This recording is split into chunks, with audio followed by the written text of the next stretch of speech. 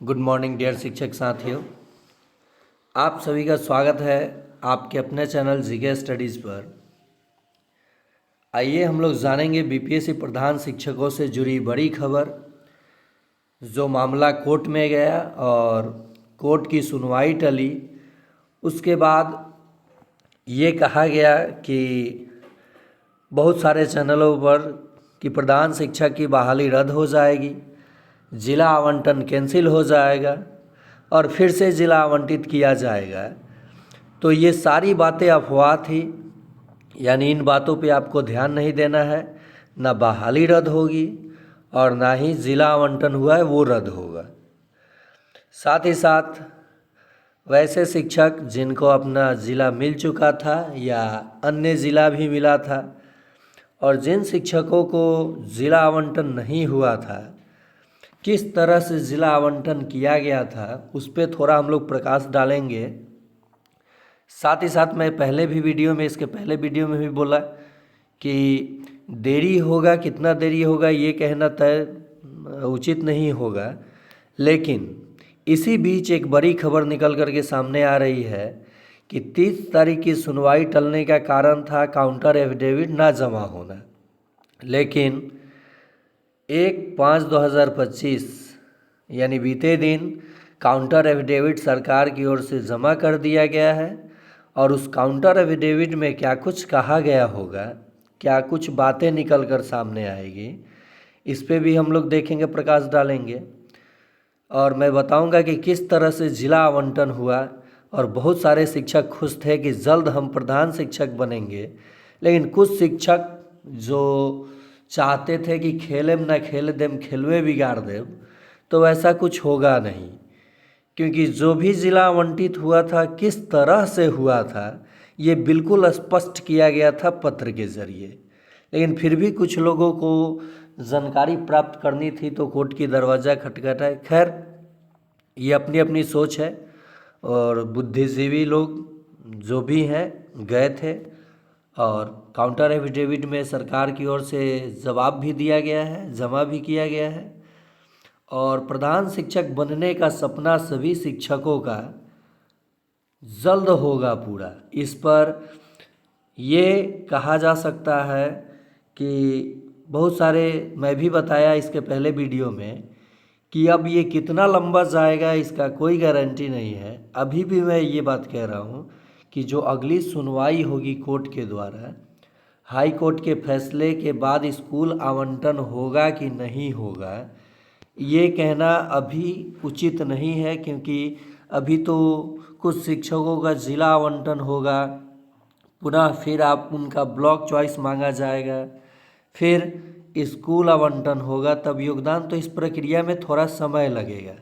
लेकिन हाँ, स्टे नहीं होगा, मतलब रद्द नहीं होगा आपकी बहाली, और जो ज़िला आवंटन हुआ है वो भी रद्द नहीं होगा, ये बात आप जान लीजिए। और जल्द आपका सपना जो प्रधान शिक्षक बनने का है, बीपीएससी से जब आप पास किए जितनी खुशी हुई, और जब आप प्रधान शिक्षक बनेंगे तो एक अलग परिवर्तन जो देखने को मिलेगा, ये आप लोगों से उम्मीद भी है सरकार को, और सरकार चाहती है कि जल्द से जल्द प्रधान शिक्षक की बहाली हो। और कुछ शिक्षक ग्रुप के ही लोग जो पहले से पलथिर मार के बैठे हैं और चाहे जिनका रिजल्ट प्रधान शिक्षक में नहीं हुआ, वो उनके पेट में दर्द है और वो क्यों नहीं चाहते हैं कि जल्द ये नियुक्ति हो, स्कूल आवंटन हो, उसके बाद ज्वाइनिंग हो।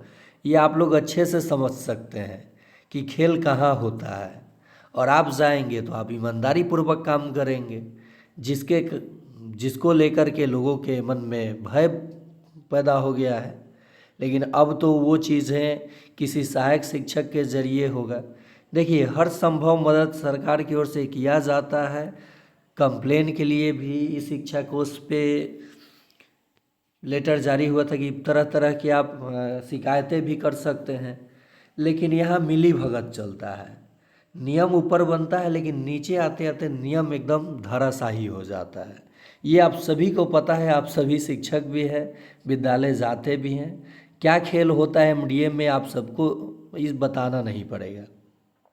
इसको लेकर के सरकार का अहम फैसला हुआ है कि प्रधान शिक्षक केवल स्कूल व्यवस्था और पढ़ाई से जुड़ी समस्याओं का समाधान करेंगे और सहायक शिक्षक जो कि एमडीएम का देखभाल करेंगे और पुनः एमडीएम के बाद वो अध्ययन में भी साथ देंगे, यानी अध्ययन कराएंगे बच्चों को। तो काउंटर एफिडेविट जमा हो गया है और इसके बाद कब सुनवाई की अगली डेट मिलती है, अगली सुनवाई कब होगी, और जो रही बात देरी की, तो कितनी देरी और कब तक आपको बचे शिक्षकों का ज़िला आवंटन किया जाएगा, उसके बाद ब्लॉक चॉइस मांग करके तब स्कूल आवंटित करके योगदान कराया जाएगा। तो थोड़ा सा अब इसमें समय लगेगा, लेकिन ये काम होगा और आपका सपना जल्द ही पूरा होगा। साथ ही साथ जो ज़िला आवंटन हुआ, मैं थोड़ा सा यहाँ प्रकाश डालूँगा ज़िला आवंटन पे। कभी कभी आरक्षण फेवर में होता है और कभी कभी आरक्षण का घाटा हो जाता है, और वही चीज़ हुआ यहाँ भी। हुआ क्या है कि जैसे आप अलग अलग कैटेगरी से बिलोंग करते हैं और अलग अलग ज़िला में अलग अलग कैटेगरी के लिए सीट होता है, उसी तरह से बहुत सारे ऐसे अभ्यर्थी थे जिनका कहना था कि मेरा उनसे ज़्यादा अंक है, क्योंकि अंक सबका सब कोई जानता था, और उनको अपना ज़िला मिल गया, मेरा अपना ज़िला नहीं मिला।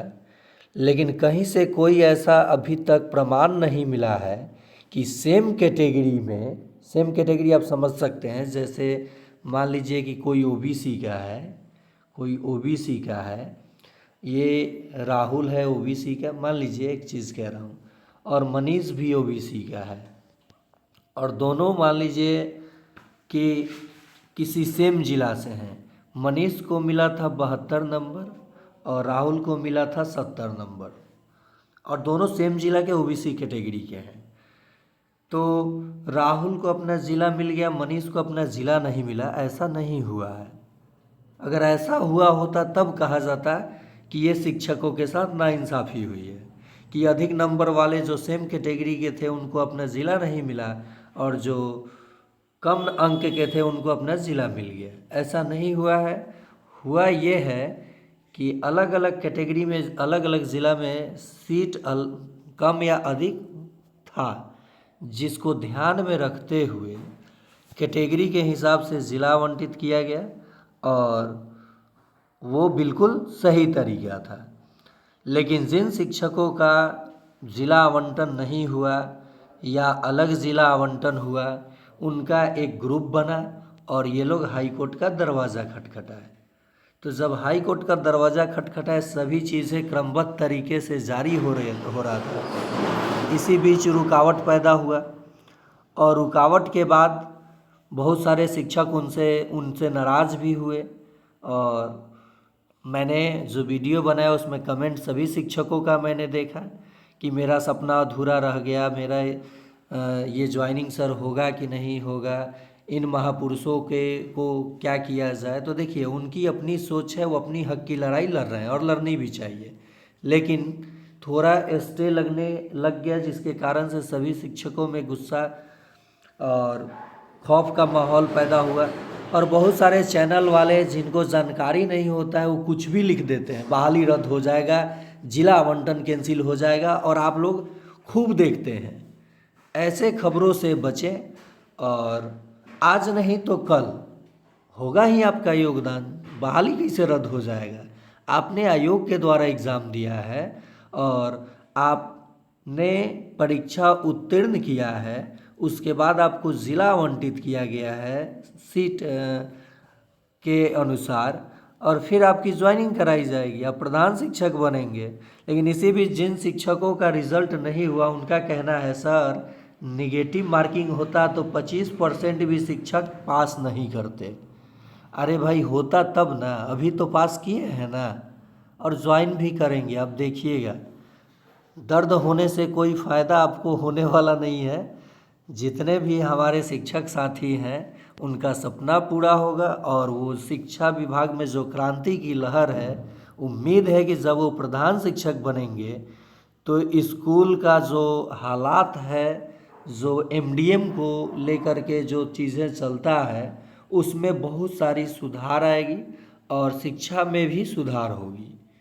ये आप सबको पता है कि ज़मीनी स्तर पर क्या होता है, कितने लोग मेहनत करते हैं और कितने लोग ईमानदारी से एमडीएम चलाते हैं। ये सबको पता है, विभाग को भी पता है, लेकिन क्या किया जा सकता है जब कदम से कदम हम ही लोगों में चोर बैठा है तो हम लोग क्या कर सकते हैं। तो ये था अप टू डेट प्रधान शिक्षक से जुड़ी, और एफिडेविट काउंटर एफिडेविट दे दिया गया है। अगली सुनवाई कब होती है उस पर मैं अप टू डेट देते रहूँगा। उसके लिए आप इस चैनल को सब्सक्राइब करके बेल आइकन दबा दीजिए।